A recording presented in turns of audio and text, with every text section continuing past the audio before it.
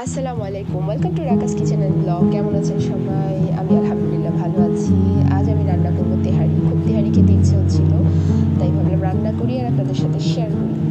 তেহারি রান্নায় দিয়ে দিয়েছি তেলে পেঁয়াজ কুচি। পেঁয়াজটাকে একটু ভালোভাবে ভেজে তার মধ্যে গোটা গরম মশলা, দারচিনি, এলাচি, লং, তেজপাতা, বড় এলাচি সব মশলা দিয়ে ভালোভাবে নেড়ে এর মাঝে দিলাম আদা রসুন বাটা দিয়ে ভালোভাবে মিশিয়ে নিচ্ছি, যাতে আদা রসুনের কাঁচা গন্ধটা চলে যায়।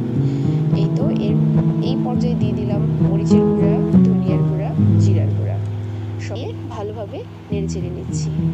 মশলাটা ভালোভাবে মেশানো হয়ে গেলে আমি পরিমাণ মতো লবণ দিয়ে দেব।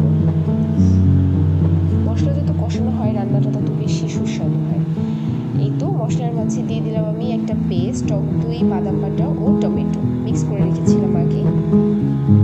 মশলাটা কষানো হয়ে গেছে, তেলটা আলাদা হয়ে গেলে এই পর্যায়ে দিয়ে দিলাম আমি মাংসটা পানি ছড়া দিয়ে রেখেছিলাম। মাংসটা দিয়ে মশলার সাথে ভালোভাবে মিশিয়ে নিচ্ছি। এই পর্যায়ে আমি কোনো পানি দেব না, মশলাটাকে মাংসের সাথে ভালোভাবে মিশিয়ে ঢেকে দিব। মাংসের সাথে মশলাটা ভালোভাবে মিশিয়ে দিলাম, ঢেকে দিলাম। মাংসটা সেদ্ধ হয়ে এসেছে প্রায়। এই পর্যায়ে বিরিয়ানির মশলা, প্যাকেট বাজারজাতকৃত বিরিয়ানি মশলা দিয়ে দিলাম। মশলাটা ভালো করে মাংসের সাথে মিশিয়ে দিলাম।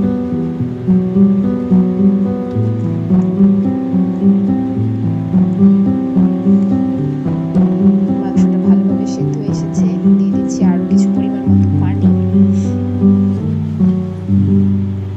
আর সেদ্ধ করে রাখা মটরশুঁটিটা পার্সোনালি আমার খুব পছন্দ। সেটা তেহারি হোক, বিরিয়ানিতে হোক কিংবা নুডলস, যে কোনো খাবারই দিলে খুব ভালো লাগে। এই তো মাংস ভালোভাবে সেদ্ধ এসছে। এই পর্যায়ে দিয়ে দিচ্ছি আমি 1 কেজি পোলার চালটাকে ধুয়ে কিছুটা ভিজিয়ে রেখেছিলাম। পোলার চাল দিয়ে মাংসের সাথে ভালোভাবে মিশিয়ে নিচ্ছি।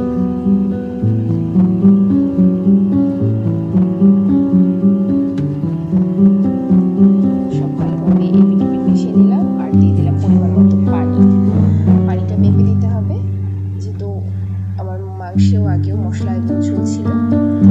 এই পর্যায়ে দিয়ে